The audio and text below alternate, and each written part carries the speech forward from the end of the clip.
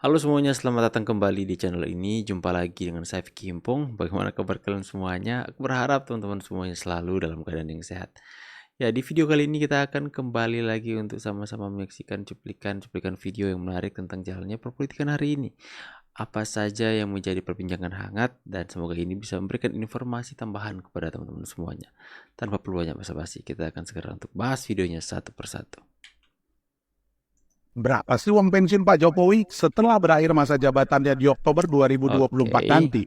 Pak Jokowi akan memasuki masa pensiunnya sebagai presiden. Dan beliau akan menerima uang pensiun sebesar 6 kali gaji pejabat negara tertinggi di bawah presiden dan wakil presiden. Sebagaimana disebutkan dalam bab 3 pasal 6 ayat 1 Undang-Undang Nomor 7 tahun 1978 tentang hak keuangan administratif presiden dan wakil presiden serta bekas presiden dan wakil presiden. Uang pensiun yang berhak diterima oleh presiden cuma 100% dari gaji pokok terakhir kok, di mana gaji presiden memang setara dengan 6 kali gaji pejabat negara tertinggi di bawah presiden dan wakil presiden. Jadi, uang pensiun yang akan diterima Pak Jokowi nanti cuma sekitar 30 juta rupiah aja. Really? Tapi Pak Jokowi juga akan mendapatkan rumah kediaman beserta perlengkapannya. Yang biaya operasional rumahnya juga akan ditanggung bersamaan dengan biaya kesehatan keluarganya. Selain itu, Pak Jokowi juga akan mendapatkan mobil dinas dan fasilitas pengamanan setelah dirinya pensiun. Jadi kalau di total-total, berapa sih uang pensiun Pak Jokowi setelah berakhir masa jabatannya di Oktober? Nah, ini yang orang tidak tahu umumnya. Kan presiden kalau kunjungan kerja kan selalu salaman dengan banyak orang gitu kan di lapangan, banyak orang gitu. Nah, biasanya setelah itu, setelah selesai salaman gitu, apalagi kembali ke hotel itu, di mobil juga gitu.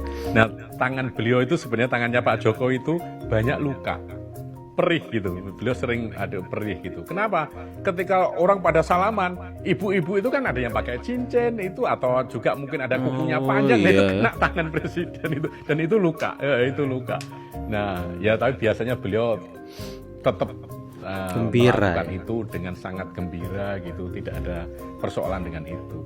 Dan biasa setelah itu ya pakai antiseptik untuk tidak infeksi, hanya itu saja. Luar biasa teman-teman ya.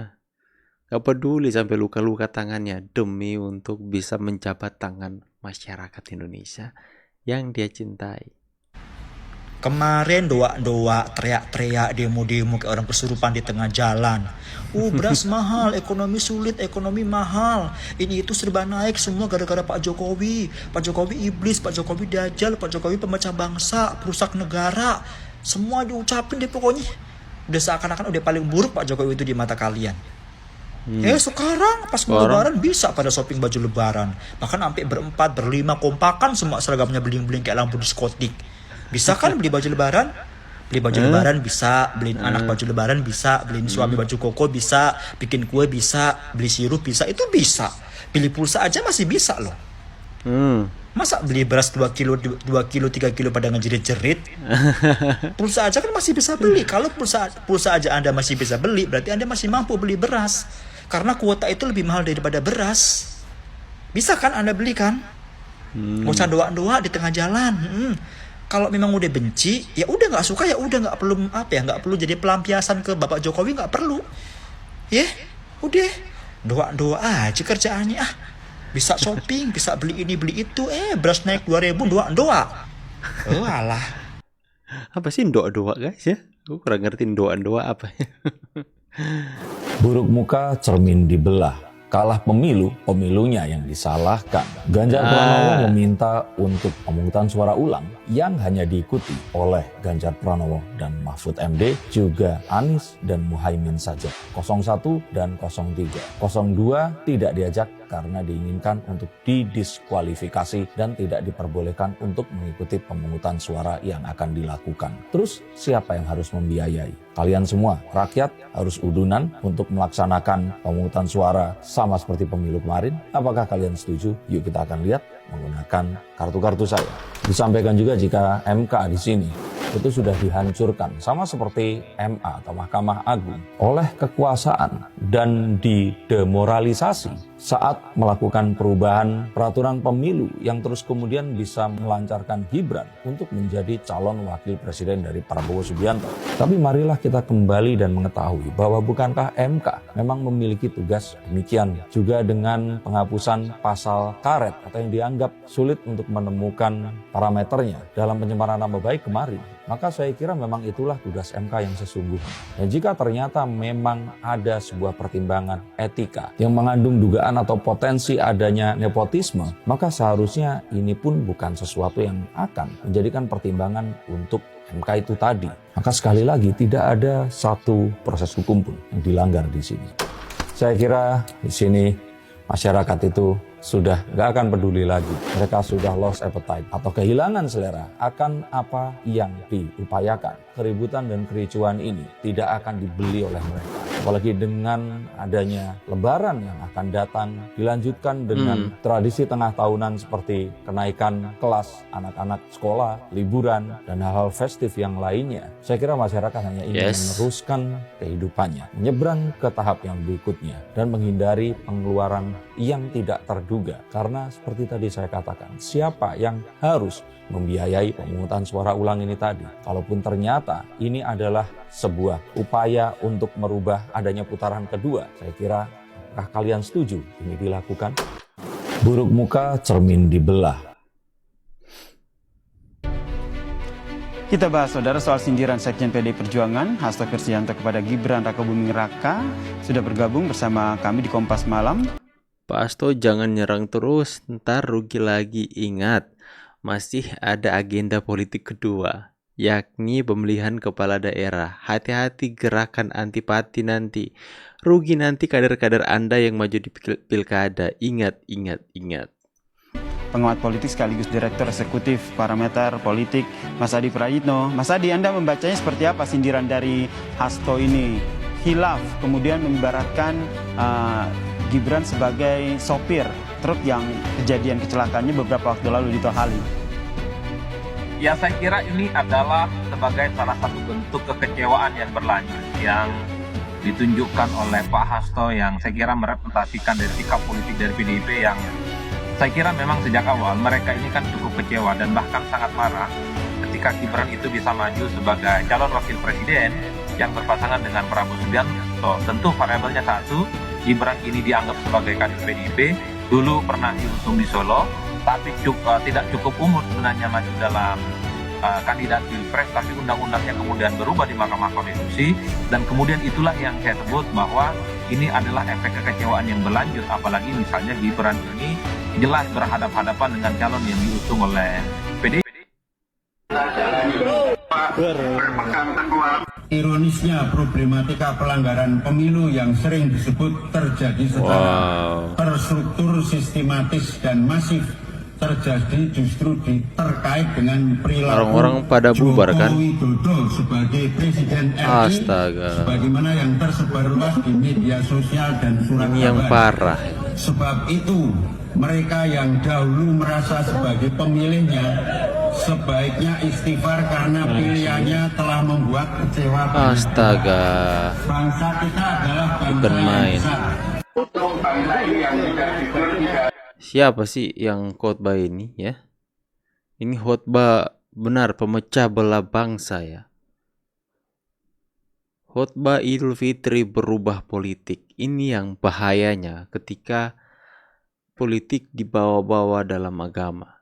Ya, jadinya seharusnya di khotbah Idul Fitri, hari raya Idul Fitri, di mana hari yang kita kenal sebagai hari yang saling memaafkan.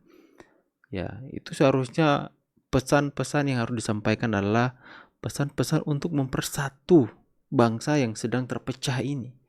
Bukan malah memecah belah bangsa dari khotbah ini. Itu benar-benar banyak kan yang walk out. Ini benar-benar sudah keterlaluan sih, anak abah ini, teman-teman ya. Astaga. Jokowi dan Ibu Iriana lebaran di rumah. Ya sih. Aku pikir ini bukan tahun ini ya guys ya. Mungkin ini tahun yang lalu. Oleh para pejabat negara menjadi sangat Nah, ini orangnya ya. Ini bapak ini. memuakkan karena kecurangan dalam pemilu Anda yang memalukan, Anda yang memuakan ya. yang dinilai banyak pihak yang terburuk dalam sejarah Indonesia. Ironisnya, problematika pelanggaran pemilu yang sering disebut terjadi secara terstruktur, sistematis, dan masif terjadi justru terkait dengan perilaku Ini kan pasti akan sontak viral, sebagai teman-teman. Presiden RI, sebagaimana yang tersebar luas di media sosial dan surat kabar. Diketawain kan teman-teman. Nah, pada pulang semuanya, bubar, bubar semuanya teman-teman ya. Astaga, Pada bubar. ya bubar kan. Mereka pikir rakyat Indonesia ini sejalan dengan pemikiran mereka. Mereka gak menyadari bahwa rakyat Indonesia ini benar-benar sudah pintar dan sudah benci dan sudah jijik dan muak dengan apa yang Anda lakukan hari ini. Makanya kan banyak yang bubar teman-teman ya.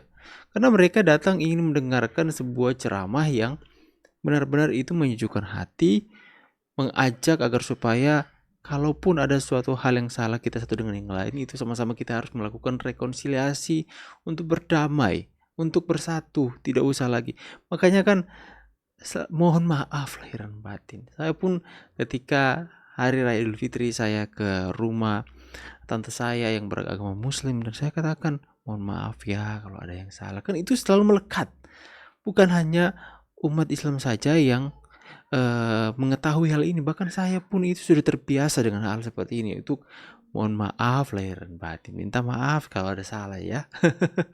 Tapi kok ini mereka datang ke sana ingin mendengarkan ceramah yang baik, tapi kok malah mau ceramah untuk bawa politik dalam ceramah Idul Fitri. Aduh, Persetan dengan putusan MK, apapun hasilnya. Persetan juga dengan ocehanmu bro, karena tidak berbobot dan tidak bermanfaat sama sekali. Isinya hanya provokasi, isinya hanya kebencian. Itu saja yang bisa kau sampaikan. Dan tidak ada yang bisa digunakan untuk membangun negeri Indonesia tercinta ini.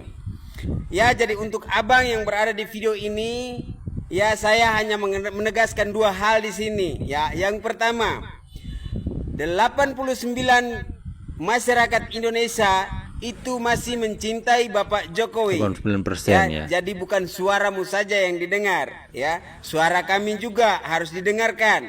Itu yang pertama.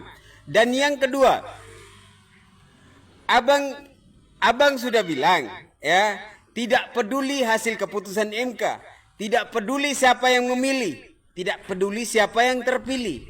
Seolah-olah 58% masyarakat Indonesia yang memilih Bapak Prabowo itu tidak kau anggap. Dan supaya Anda tahu, kami juga tidak pernah menganggap Anda. Kami juga tidak pernah menganggap ocehan Anda. Benar sekali. Karena apa? itu murahan. Dibahas apa tadi? Persetan dengan putusan MK. Persetan dengan Anda juga katanya.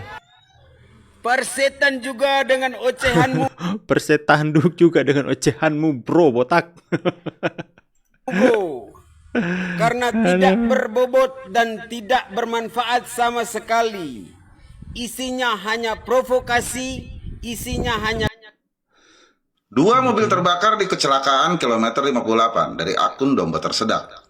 Ini adalah azab buat para pemudik karena kalian tidak memilih Abah Anies Baswedan, wali Allah dan kekasih Allah. Dalam pintar Pilpres orang kemarin. itu ya. Selamat menikmati azab untuk kalian para pemudik. Saya screenshot ini ya. Astaga, itu Karena saya rasa nggak pantas berkomentar seperti ini. kurang ajar itu. Di mana hati nurani Anda? Itu korban meninggal dunia, bos. Kalau itu terjadi sama keluarga Anda, terus ada yang menyumpah serapai seperti itu, mencela seperti itu, gimana perasaan Anda? Jangan cuma karena kalah dari pemilu terus Anda seenaknya berkomentar seperti itu. Kurang ajar sekali, anak-anak abah memang. Itu korban meninggal dunia, bos. Pantas saja ya Allah Subhanahu Wa Taala itu nggak meridhoi Anies Baswedan menang. Karena tahu pendukungnya itu alaknya seperti Anda. Kurang ajar ya. Jangan ditiru. Kalian melihat ada orang yang mudik, kemudian mengalami kecelakaan, kemudian meninggal. Seharusnya itu didoakan agar supaya yang ditinggalkan itu mendapatkan penghiburan. Ini dibawa-bawa dalam hal Ini adalah azab buat para pemudik karena kalian tidak memilih Abah Anies Baswedan, wali Allah dan kekasih Allah dalam Pilpres kemarin. Kurang ajar kan memang. Selamat menikmati azab untuk kalian para pemudik memang.